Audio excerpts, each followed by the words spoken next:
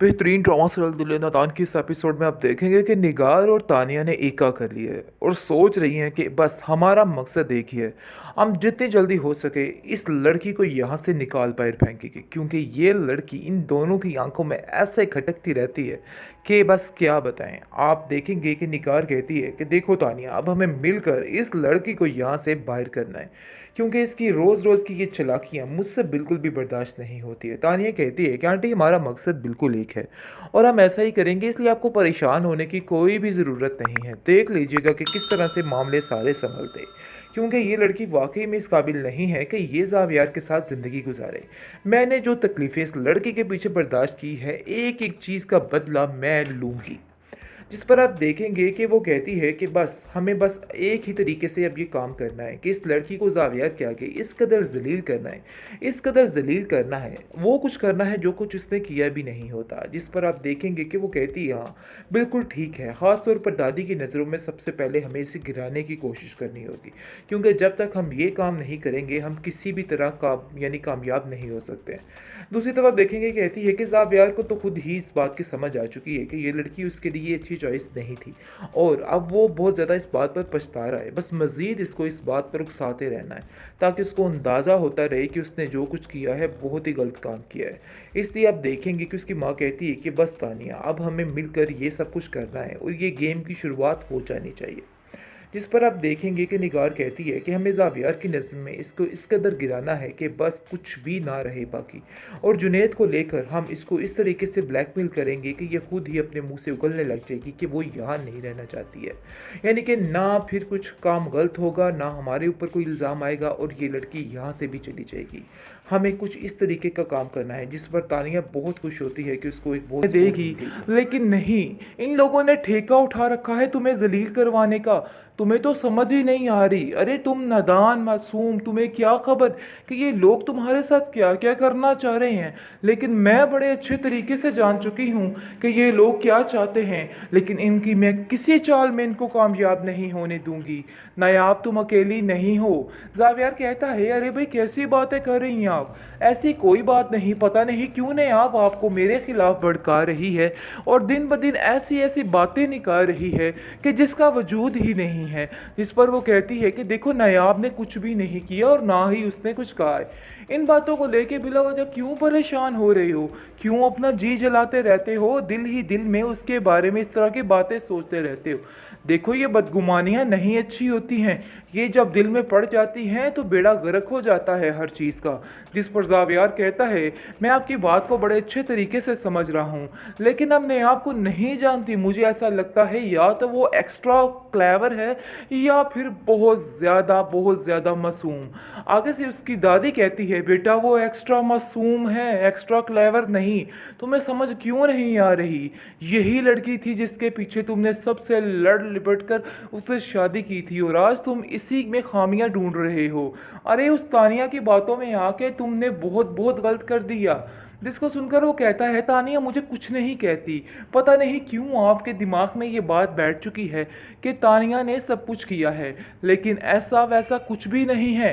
तानिया ने कभी मुझसे कुछ नहीं कहा, वो तो हमेशा बेचारी यही कहती रहती है कि इस मासूम को इतना ना डांटा करो, इस मासूम के साथ बना के रखो, उसने तो कभी ऐसा वैसा कुछ नहीं कहा, लेकिन ये सारी बातें तो आपसे कहने पर हमें मिल रही हैं। जिस पर दादी कहती है मेरी तो दुआ है कि तुम्हारी अक्ल ठिकाने रहे और तुम ठीक रहो। वैसे जावियार जो नज़र आता था वो है नहीं।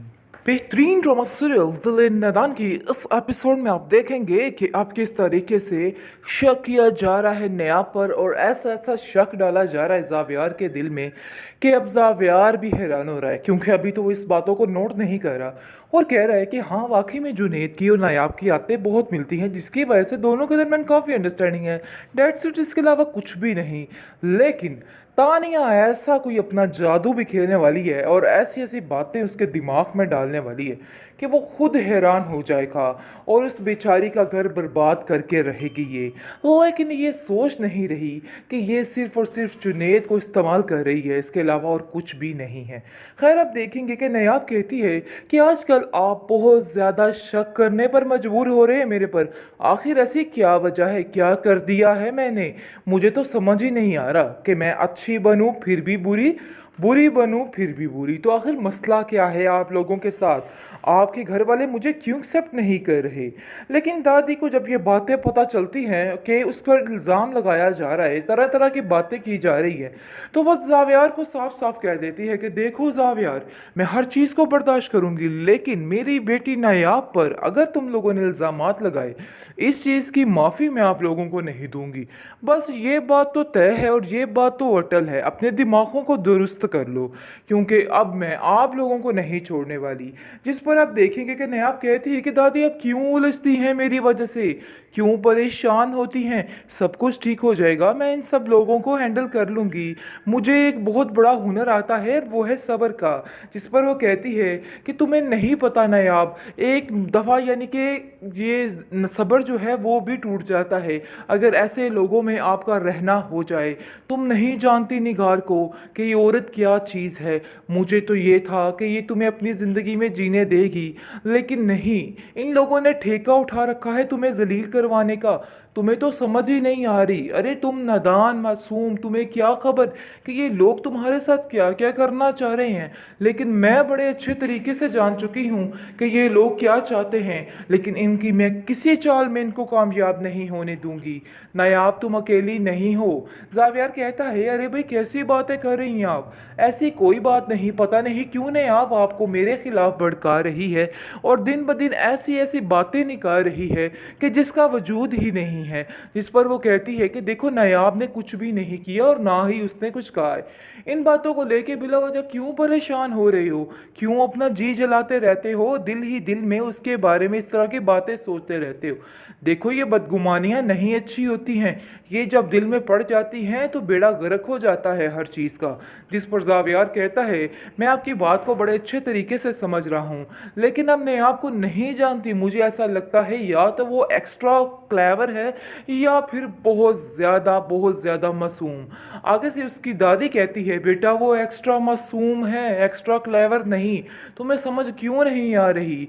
यही लड़की थी जिसके पीछे तुमने सबसे लड़ लिपट कर उससे शादी की थी और आज तुम इसी में खामियां ढूंढ रहे हो।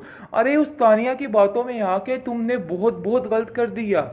जिसको सुनकर वो कहता है तानिया मुझे कुछ नहीं कहती।